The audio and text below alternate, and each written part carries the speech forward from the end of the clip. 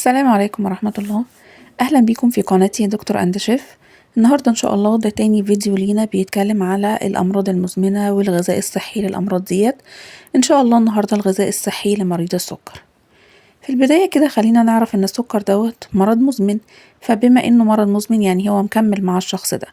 السكر ده في منه نوعين، في منه النوع الأول اللي بيجي للناس الصغيرين اللي أقل من 30 سنة بيتعالج بالإنسولين، والنوع التاني اللي بيجي للأكبر شوية وده بيتعالج بالأقراص العادية عن طريق البق. أيا كان نوعه ايه، الأكل بتاعي بيلعب دور مهم جدا إنه يظبط نسبة السكر دي ويحميني من أي مضاعفات خطيرة لمرض السكر. الأكل بتاعي لازم يبقى فيه 4 عناصر مهمين جدا لمريض السكر، اللي هي النشويات، البروتينات، الدهون، والألياف. أول حاجة النشويات أو الكربوهيدرات، في منها نوعين، في منها نشويات بسيطة ونشويات معقدة. اللي مفيدة هنا لمريض السكر بتاعي هي النشويات المعقدة. طب هو ايه الفرق أصلا؟ الفرق ان النشويات البسيطة دي بترفع مستوى السكر في الدم بسرعة جدا، عشان كده بتنفع لو حد أغمى عليه، لو حد سكره قل مرة واحدة. لكن النشويات المعقدة بترفع سكر الدم عندي بشويش وبالراحة، عشان كده هي ديت اللي مفيدة لمريض السكر. طب زي ايه بقى النشويات المعقدة ديت؟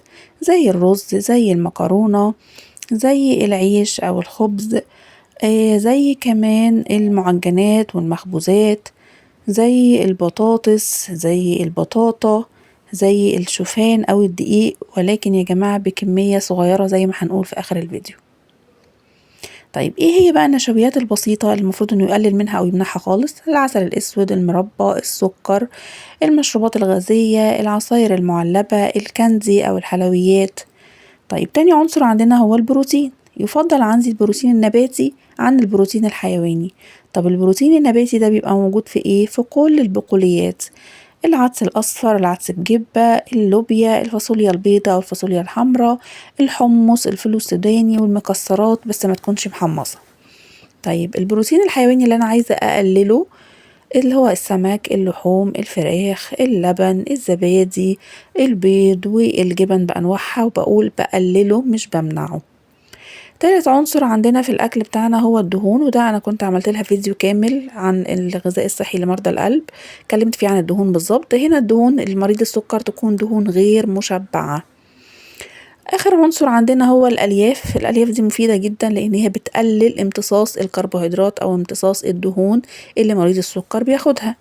طيب زي ايه بقى الحاجات اللي فيها ألياف ديت؟ زي الخيار، خس، بصل أخضر، بروكلي، فجل، سبانخ، وكل يا جماعة على حسب ميزانيته. حاجة مهمة جدا في مريض السكر ان الاكل بتاعه لازم يكون قليل في الصوديوم والملح، لانه بيبقى عرضة ان يجيله ضغط عالي، وقلنا ان مفيش مرض مزمن بيحب يبقى لوحده. الحاجات بقى اللي فيها صوديوم او ملح، كل بقى اي حاجة معلبة، الكنزات، الملح، الاكل نفسه، الرنجة، فسيخ، سردين، المخللات. طب واحنا اتفقنا ان احنا مش هنمنع، احنا هنقلل، يبقى نبدل الملح بليمون او بخل. نصيحة كمان مهمة جدا لمريض السكر انه ما ينفعش ياكل وجبة تقيلة، لا على قد ما يقدر يحاول يقسم اكله على مدار اليوم ويكون في بينها سناكس او وجبات خفيفة. ده مثال كده لمريض السكر: فطار مثلا هيبقى بيضة مسلوقة، قطعة جبنة صغيرة، كوباية زبادي. الغدا سلطة، خضار في الفرن، قطعة برضو بروتين، لحمة أو فراخ. العشاء يبقى سلطة، يبقى ثمرة فاكهة، ولازم يبقى فيه سناكس. شكرا جدا ليكم، ولو عجبكم لايك وشير.